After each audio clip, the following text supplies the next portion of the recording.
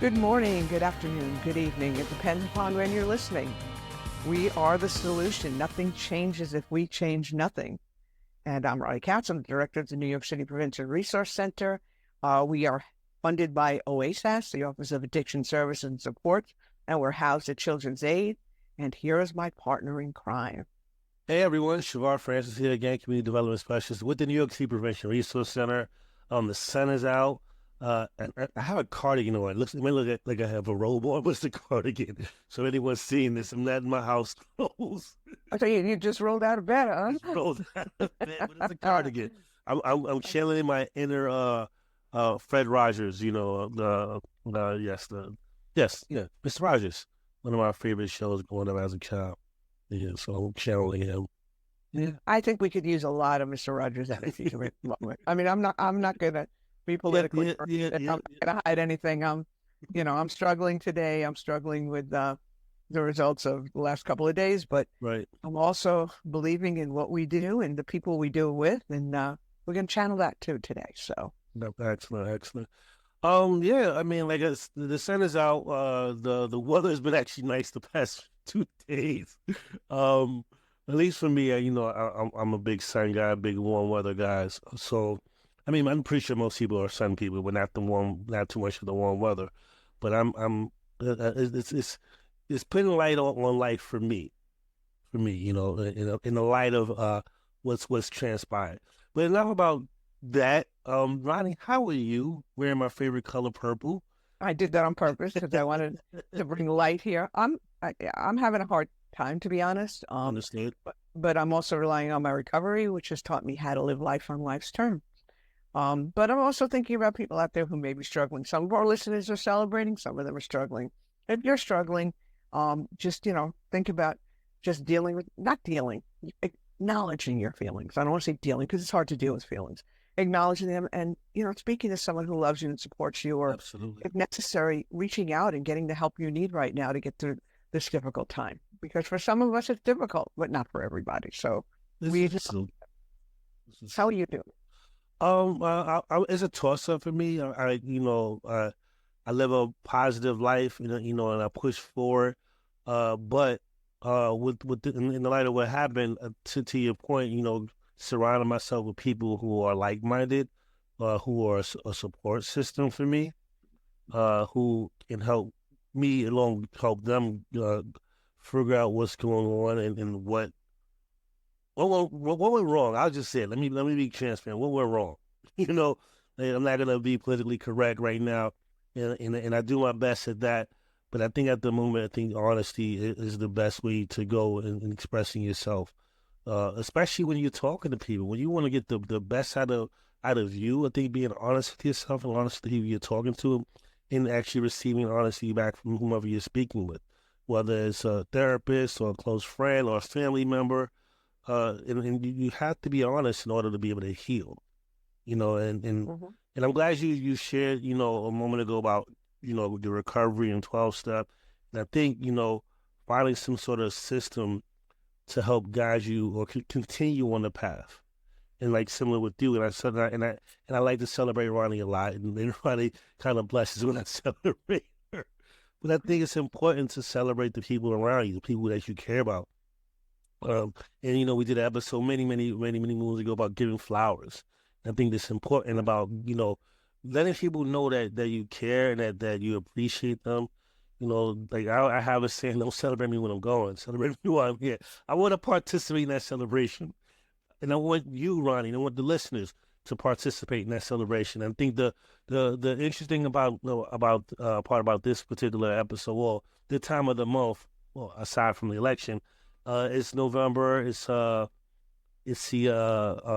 Thanksgiving comes up, the holiday season, and for me, Ronnie, I want to focus on gratitude, and what I'm grateful for, and what I want to, and what I want out of whatever comes next, And that's what I want to focus on, gratitude. I think it's important too. And I mean, one thing I learned in recovery many years ago, 27 years ago, was that it's okay to feel my feelings. Right. I spent a lot of years, numbing them and not acknowledging them. Right. So I take my time now.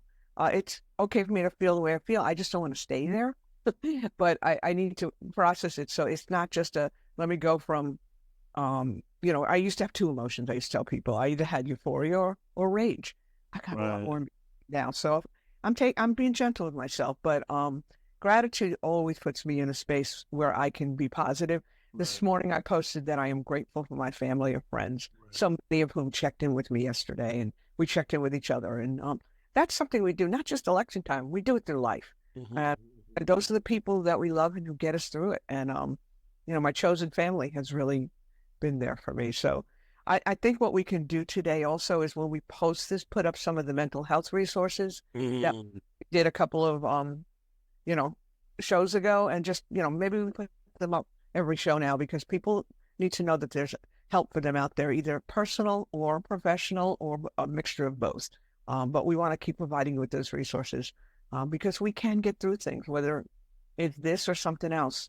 At the time, it seems like we're buried in stuff, but we are resilient and we get through it and we get to the other side eventually.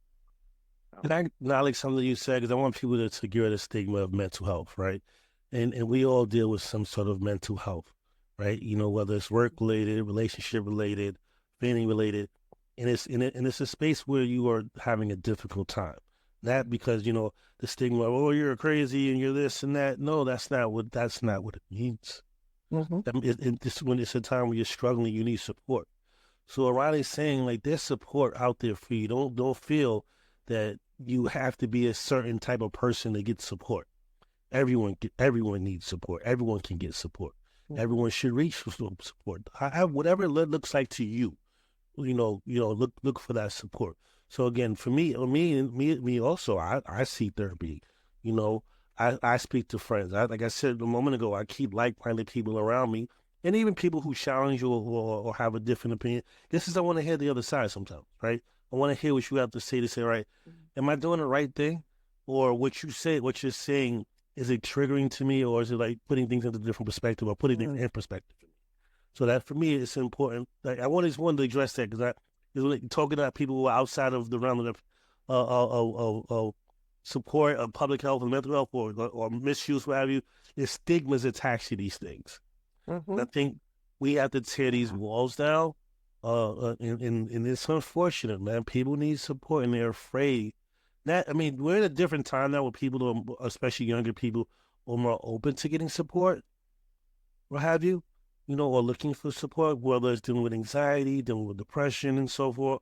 And there's a multitude of things. And it doesn't, like I said, doesn't only have to be those. So whatever way you're struggling and you need someone to talk to, or write it down, journal, whatever makes sense for you, But I wanted to, because when you said it, I'm like, I know people who are mental health.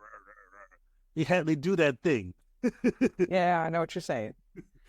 And then just to piggyback and I know we have somebody at the door, and we want to let them in soon, but just piggybacking off what you said, I know we have, certain people in our circle of love, and I'm going to call it that, our circle of love, who are struggling to the point where they're feeling afraid because they're worried about the population they're in and what's going to come down, in the near future, and just reach out. There's a hand waiting for you. We recognize your struggle, but we want to help. And just if you need to, contact us.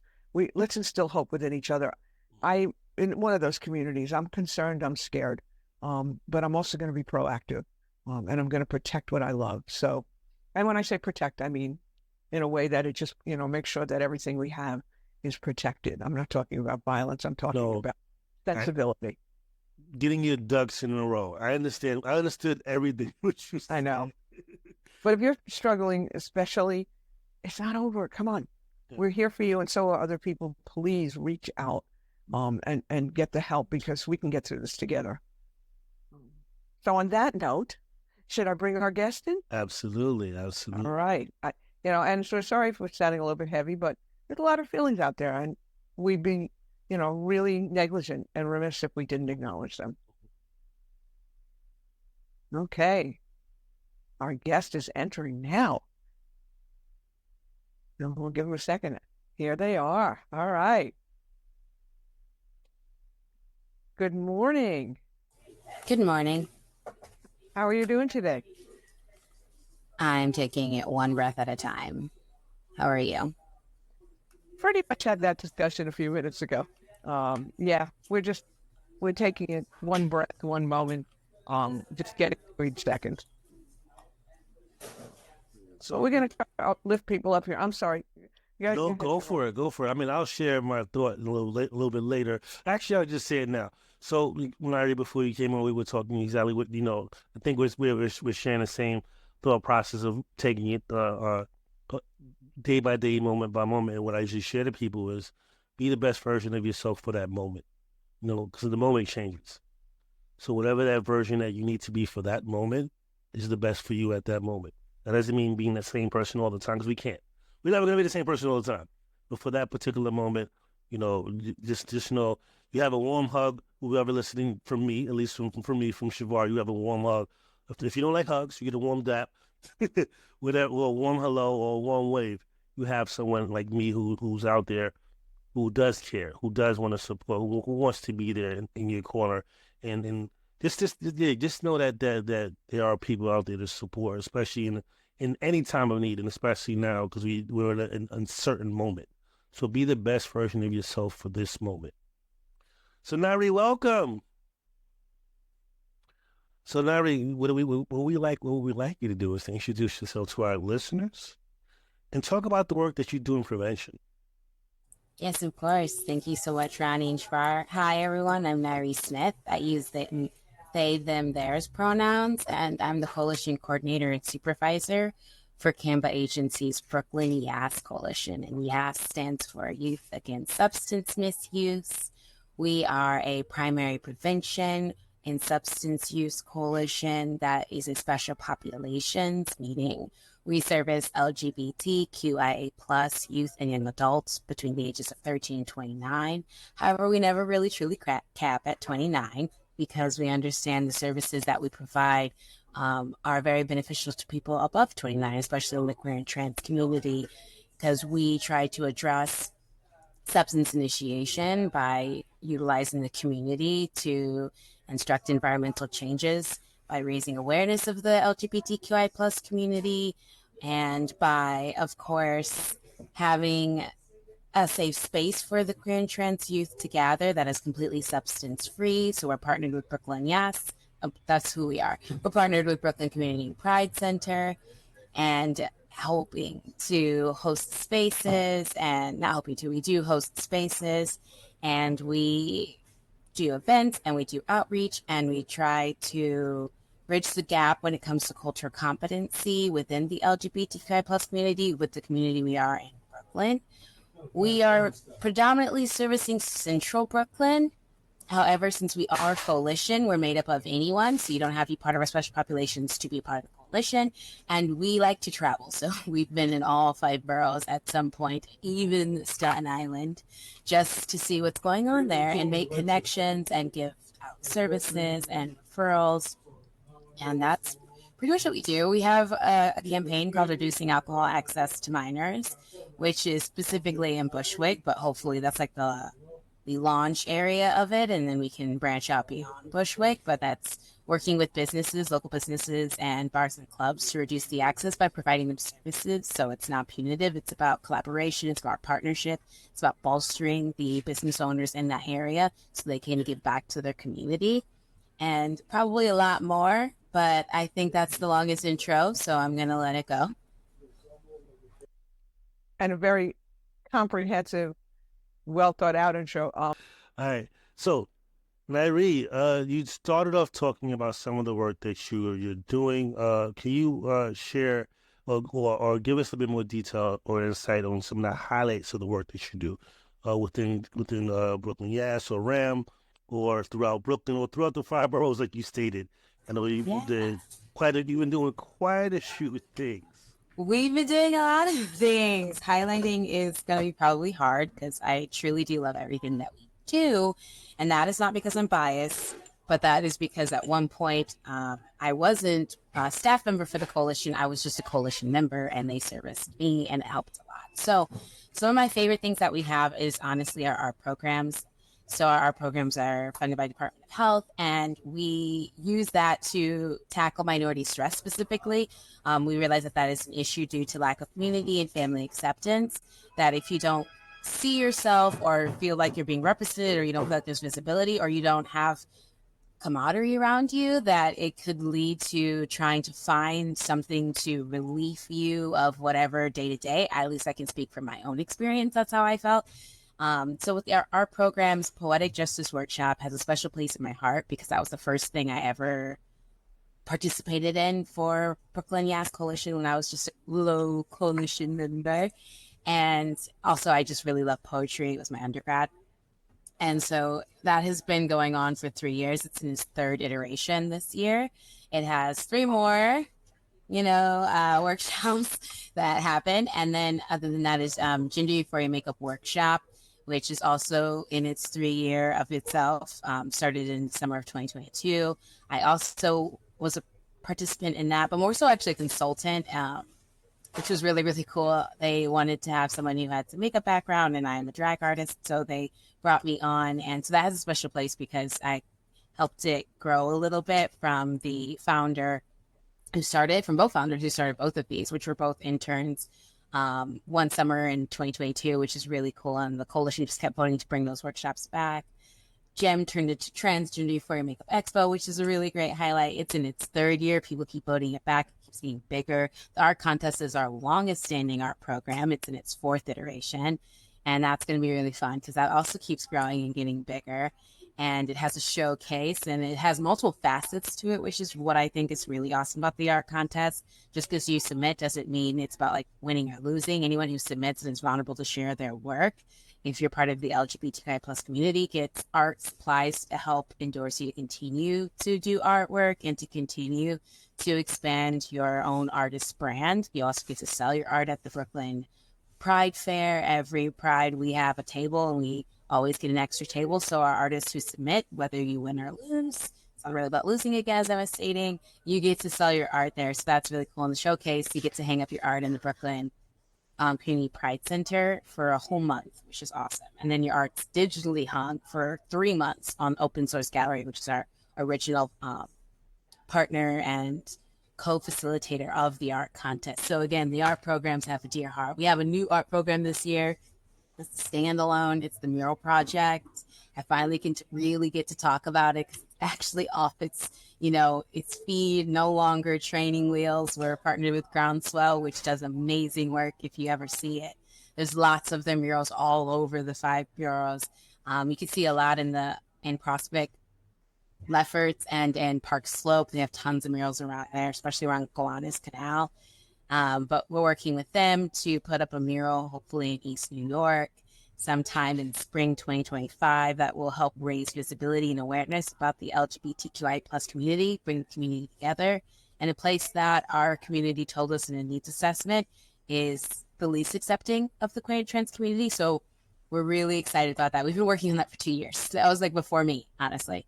That was when I was just a member when they were working on that. So those are my highlights of the art programs. Honestly, I could talk about everything because you are going to talk, and that's what we do here. This is a podcast. It's about talking, and the 3 of us are talkers. How do I say that? I have a question before Ronni. I know Ronni has a question, but I have a very specific burning question. Two-parter or one-parter. I know you inherited these 2 programs, Poetic Justice and GEM, right? How did they get their names? I'm just curious. How do you know? Or I do. No, I do. Can you share? Yes. So Gray Davidson Carroll, who was the intern who created Poetic Justice, it was first a poetry workshop series, and then it was poetry, I want to say like poetry form or something of that nature.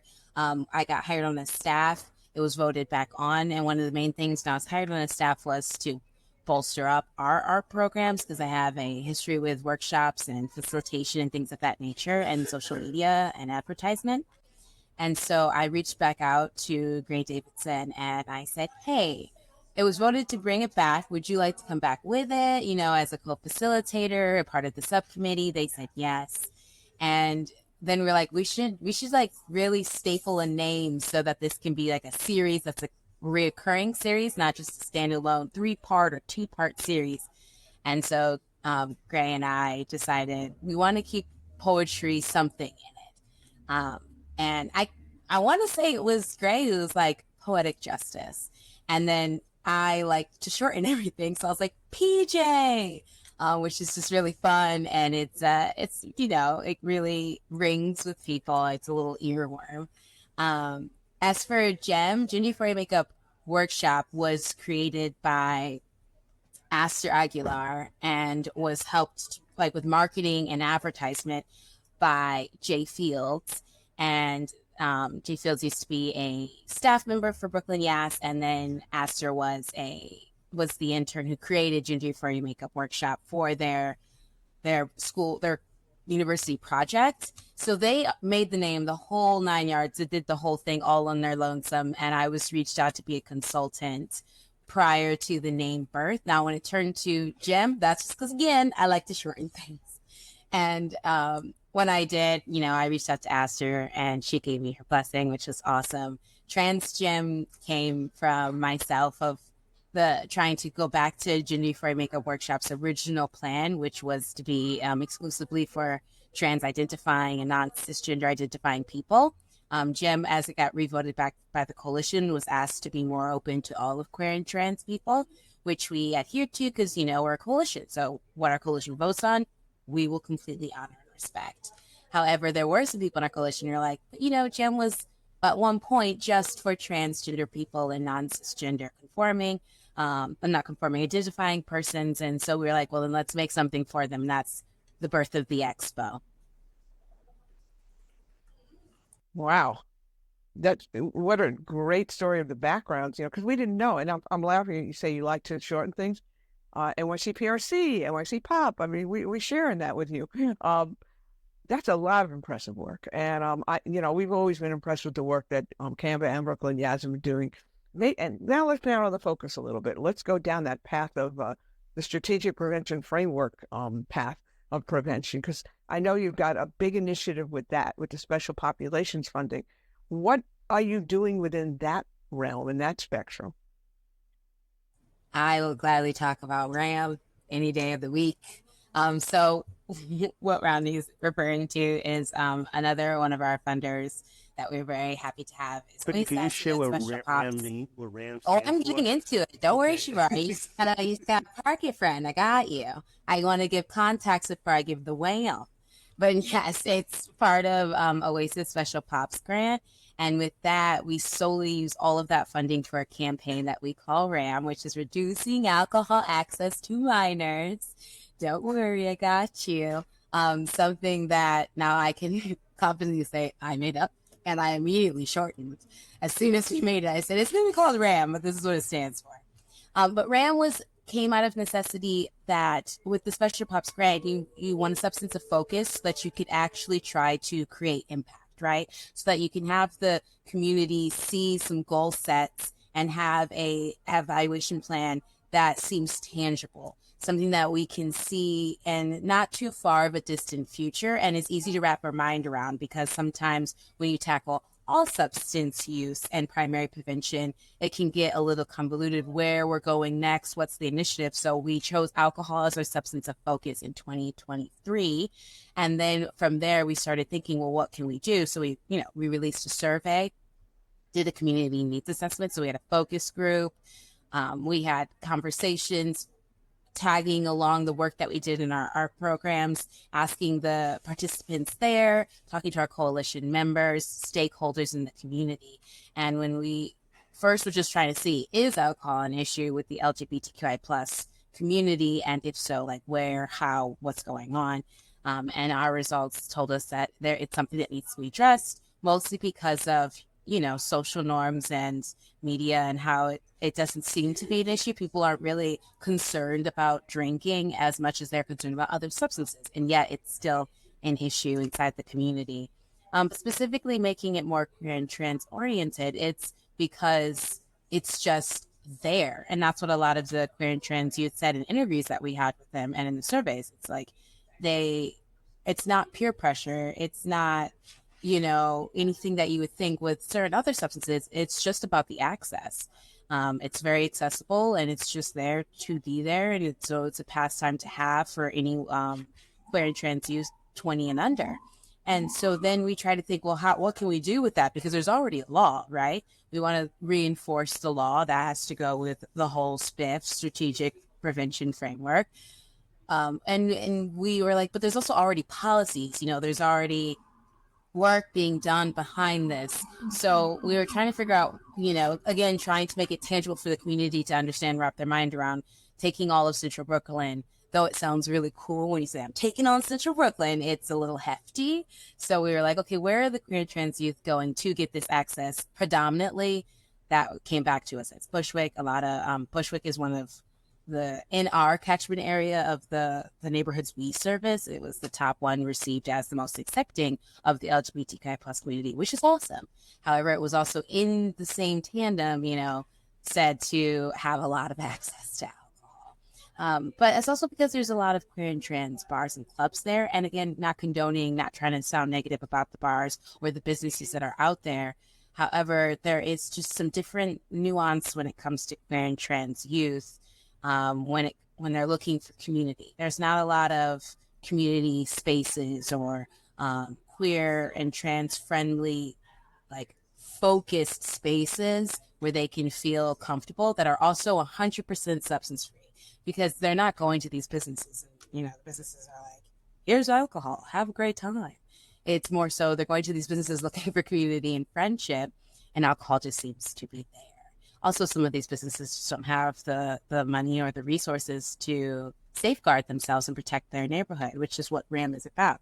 Giving education, sharing the stats we collected, providing resources like ID scanners, end of your date stickers, so it's easy to check the end of the year. If you don't have an ID scanner, you're just looking, cold turkey with your eyeballs at an ID, and you just really can't do quick math, which is fine because I can't.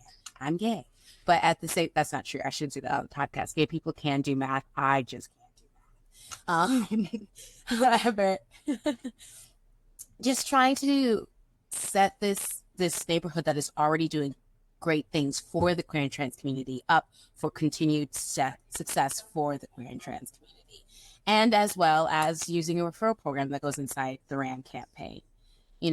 Finding those substance-free spaces that are LGBTQIA plus friendly and youth friendly, so that when they do go to bars and clubs looking for community and they get turned away because, it's now past their minor age or time or, whatever happens at that business, they're not going nowhere. They're not being completely turned away and then feel dejected or rejected, right?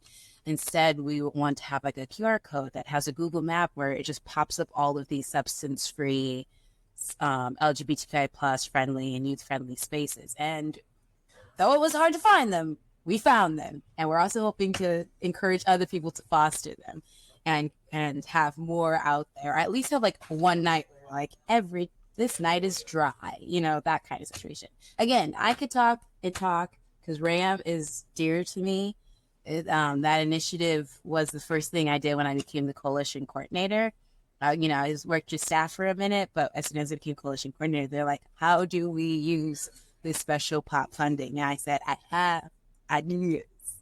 And arguably, I did cheat by using the Safe Zone Project model, which I didn't get to talk about Safe Zone, but that's okay. And then just like added some more tiers and steps, trying to follow our strategic action plan and trying to make sure that the community is involved. And that, again, it's just that it's tangible, that we can wrap our mind around it and it can be put into actual action that hopefully will leave an impact. Oh, you're going to talk about Safe Zone. You just can't mention it and not talk about it. That's not fair, because as a listener, I'm like, what is Safe Zone? That's not fair. Before you talk about Safe Zone, well, in conjunction with Safe Zone, I want you to, if you can, explain or tell the listeners, the viewers, what would this space look like for young people that we're looking for, that's in under the guise of primary prevention? What would that space look like? If I was a young person, was a part of the community, walked in, and I'm looking, what would this space is it like? What would be the things that I should look for in a space? That is substance free and LGBTQIA plus and youth friendly. Yes. Oh, I can answer that. And then after that, it's the safe zone. And then in the safe zone, yeah. No, what we're looking for, because one thing that the RAAM subcommittee within policy, make sure bars on, is we didn't want it to become a situation about like infantilization or adultism, right? We're not trying to look for spaces like this is what a youth space needs to look like because it has color or this or that, because each youth goes through a different experience of life, views their life very differently. And I know for a fact I'm not the person you should ask about like what is a youth-oriented space. I feel like if there are youth present, then that means youth are having a good time. If there are anything that is promoting LGBTQIA plus community, whether it be a flag, a saying, something that says all are welcome no matter what, just over the door. If you have gender neutral bathrooms, that's just a win in my book, right? Those kind of things, name tags on the uniforms that also have the pronoun underneath it. Those are great things to see that it's LGBTQIA plus friendly and substance free. You can't really control every human being that walks in your business, and I will never fault a business for that. However, what you can do is encourage and enforce what you already established as rules or policies inside your business with signage. I'm a big fan of signage. If I see a sign that says substance free, I'll mind. I'm into it. If they have no smoking, no vaping, and also pictures for those who might not be able to read English, I'm into that as well. If they're near the bathroom, this is not a space for substances, because we all know people go into the bathroom and think that they can just take a drag or any of the things. That is a great way for me to know not only are you substance free, but you're trying to uphold that policy as best you can, right? We hear enforcement, we think it sounds like a negative thing, but enforcement is as simple as signage, reminding the people who walk into your business what your rules, what your status, what your respect is. You just said something really important too, because a lot of times some of the challenges our coalitions face in New York City is enforcement, because NYPD has a lot on their plate, and it's often hard for them to do compliance checks. But you just talked about enforcement on a smaller level, on a lesser. So who's doing the enforcement, and why is that enforcement? I mean, I want our listeners. Oh, for RAAM? What's the enforcement like for RAAM? Like who can do that? Is this something that a member can do, or do you have to wait until you get to that higher tier of law enforcement? Because people struggle with that small piece. No, I agree. No, people do struggle with it, because when we hear enforcement, we're thinking law enforcement because it's in the title, right? Or we think it has to be some person who has authority or can take that initiative. But honestly, enforcement is just reinforcing things that already are established to respect and adhere to what is being put into motion, right? That sounded convoluted. Let's break it down. Essentially, all you're doing is if someone asks you, hey, this is a substance-free space, you're like, okay, well, I didn't know. We have a sign here. We have a sign here. And then if people are coming in, they're regulars, having some kind of patronage that makes them feel valued, will then make them have stake in the business. So then they're going to be the ones also saying, do you see the sign? It says no smoking or vaping. Could you please do that outside? That's enforcement. Asking your patrons who come in, if they're on a newsletter, hopefully you can't hear the sirens. If they're in a newsletter or you have an email list, to be, what is it called? Upstanders inside the business, saying, we're really trying to do a good thing in our business and keep it substance free. We've been noticing some things. If you could help us by doing XYZ, pointing it out. You don't have to come in contact with someone. It doesn't have to be confrontational. You can get in a staff member. They're going to be trained and able to de-escalate situations. That's enforcement, right? What else is other ways of enforcement? Encouraging the people, reminding, careful, cute reminders when it comes to if you see someone getting let in or at a establishment that is clearly for 18 and up or 21 and up, and you're not noticing carding, you could just say, hey, I was curious if you guys do carding. If not, lead them to Brooklyn YAS's RAAM. They have ID scanners. It makes it easier. No, just helping and sharing resources is enforcement.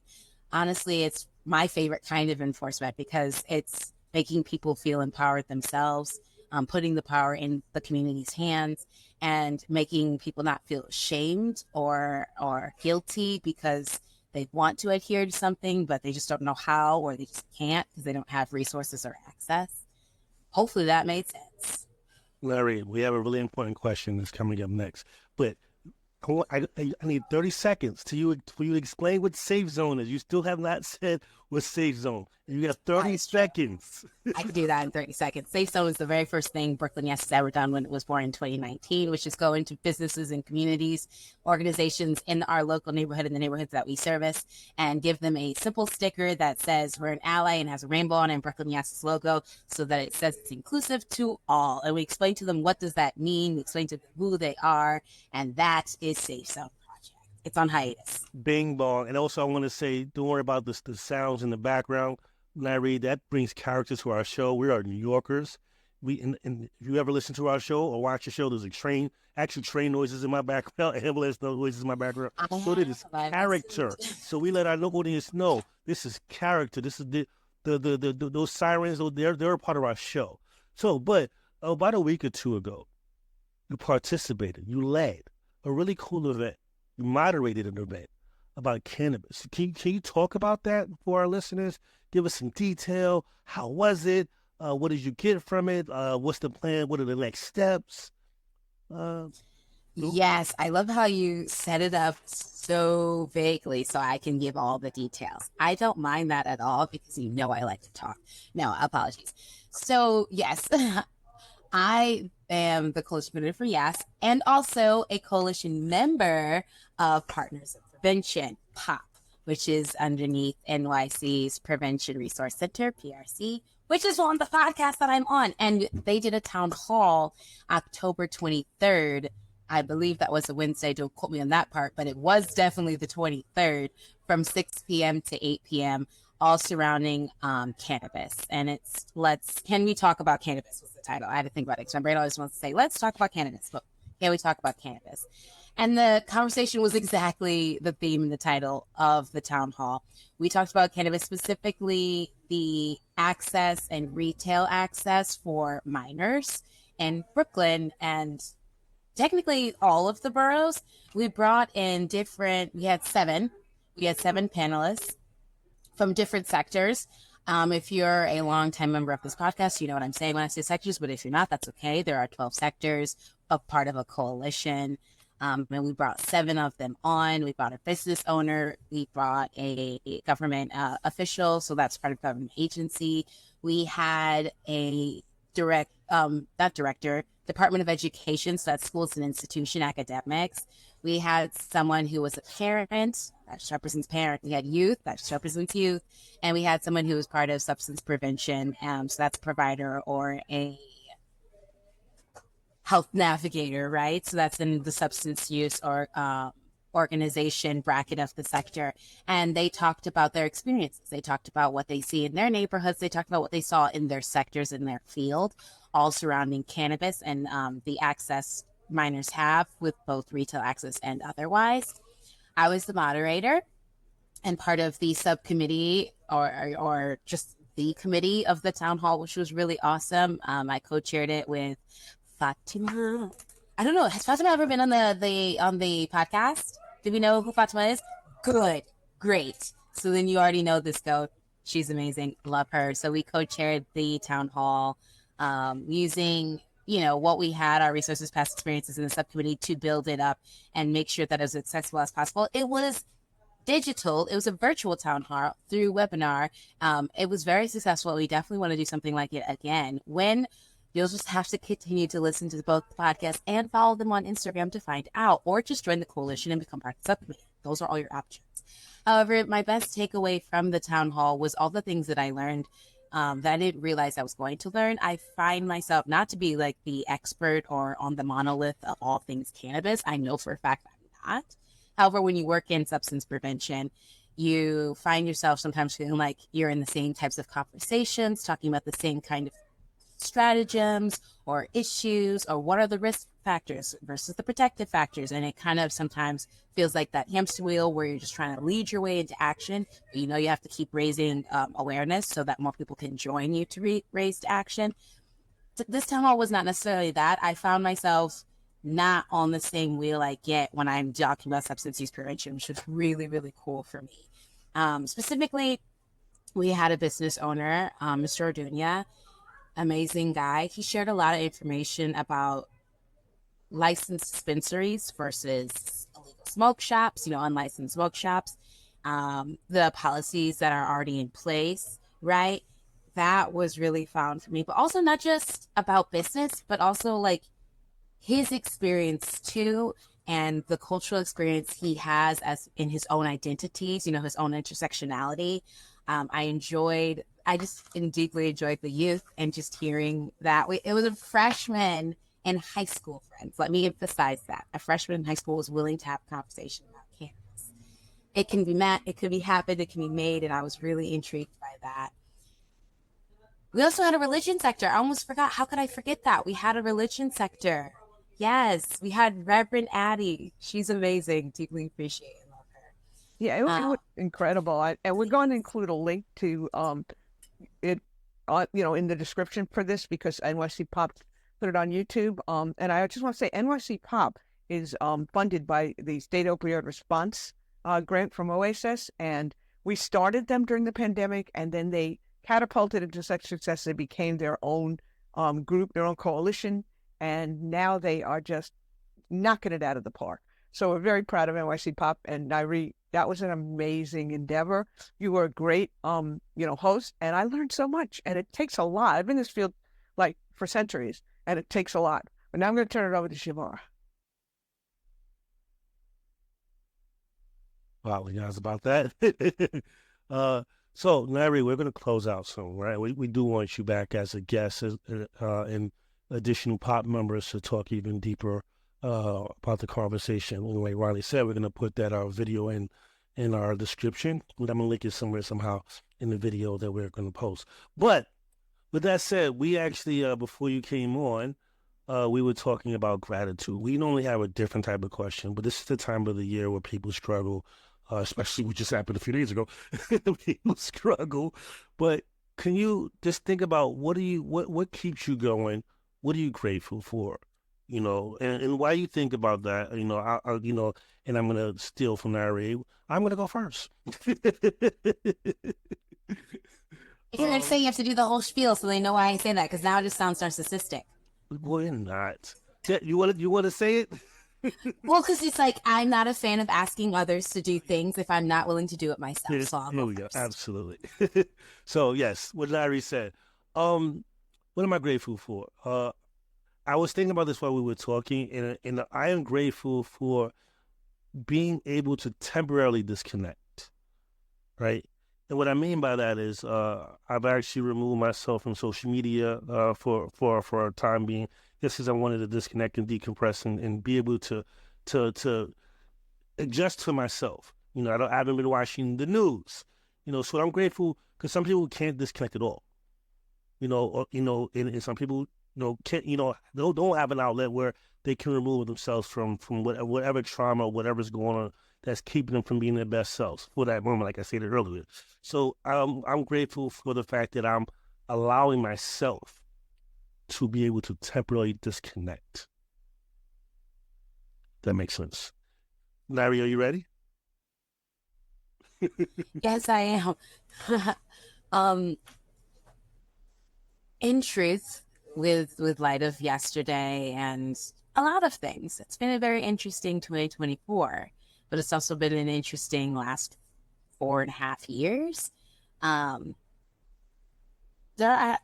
I had to, because I was really, really, really, really, really upset yesterday. And I couldn't see grateful things, anything I could be grateful for. That's what I'm trying to say. But I had my mom, who I recently moved across the country to live with me for various reasons. And I kind of just assumed I had to be strong because I knew that everyone in my household would be upset. I really want to be. And when I came through the door yesterday, she was in such good spirits, which really confused me because what? However, she just put it in perspective, everything. She was the person who told me you're going to take it one breath at a time. She's the one who told me that no matter what happens outside of you, in truth, you only have control of your future. You're the only one who has power over you. And what is meant for you is going to be meant for you regardless of what happens outside of you. If you claim it, then you claim it and it's yours. Direct quote, honestly. And I would say that I am very grateful for that. Excuse me, I'm getting a little emotional. Because it's easy to get angry and feel defeated. And I am grateful for the words she said, but I'm also grateful because I have a mom who could do that. That's what people might not, or not have that person at all to hug you and remind you that the good things you're going to put into this world cannot be destroyed or taken from you as long as you believe in it. So, my mommy, grateful to her. Yeah, that really resonated with me. I had a mom who was like that for me, and she lives on within me, and that has fueled me. My mom's gone. Well, she died in 2006, but I could still hear her voice. It's in my head. It's part of me. And I post gratitude every day. Being in recovery, gratitude is my anchor, because as long as I'm grateful, I'm going to stay in recovery, and I'm not going to use drugs or alcohol. And I am grateful that I am responsible for my own happiness. They like to say it's an inside job, and that's something my wife and I have had this discussion since the early 2000s, because there's been a lot of things to get upset about, and there were a lot of threats to taking certain things away. But one thing I know, nobody could take away what's inside of me. My spirituality, my core, my recovery, my happiness that's inside of me, nobody can take that away, no matter what. It's permanent, it's part of me, and it's mine. And I will share it where I can, and I just have to remember that. So hearing what both of you said really kind of reinforced things for me. So on that, I'm going to thank Nyrie for being here. I wish you could be here like more often. I swear, I think we need the three of us to have our own show offline, out of our careers, where we talk about the issues. And I really want to pursue that. I know I'm seeing a reaction there. I think it looks like you think it's a good idea. Don't chance me. I will gladly say yes. No. We have a synergy among us, and we have a chemistry, and I would love to, because I have this. I have a belief that I've known people. I've been in other lives. Okay, I'm not going to expound on it, but that I know the same people over and over and get drawn to them, and you've been there before in my life, so I feel like we've all been pulled back together. But I think we definitely need to have a discussion offline about this and after the show. But we thank you for coming today. You've been as inspiring as always, and more so. And thank you for giving me some time to have some happiness today. I really needed that. So, Chevar and I got to close out the show, but and we love you. I love you guys. I love you guys deeply. I appreciate you. Thank you for inviting me. Honestly, I deeply, deeply appreciated this, because this was a good mental break. I mean, we still discussed, but I don't know, I feel really good. I thank you. I thank you very much. Thank you so much, Chevar. Thank you, Ronnie. Peace and love. You too. And hope. Okay. Oh, I needed that.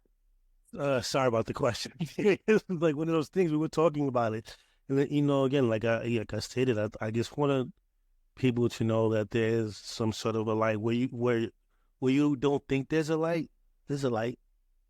Like Nyrie initially thought there wasn't a light, but there's a light. Some of us who are, a few podcasts ago, we talked about dealing with the anxiety of the election. But we're talking, and maybe we'd follow up and talk about the light in another episode. You're giving me some ideas. Yeah, exactly. But thank everyone for listening, watching. Like Ronnie stated, we're gonna post the video in the description. The link will be it'll be in the description, so you can view the link to that town hall, which was phenomenal, which was great. Don't, when you see it, you can write back. Here's the call to action. Watch that video, comment under that video, comment under our video, and tell us what you thought. Ronnie, you know what time it is, right? I know what time it is. It's time for us to say thank you for watching, thank you for listening, and thank you for being a part of the solution, because nothing changes if we change nothing. We'll see you again next time, and remember, we're always here, and we hope you are too. Peace out.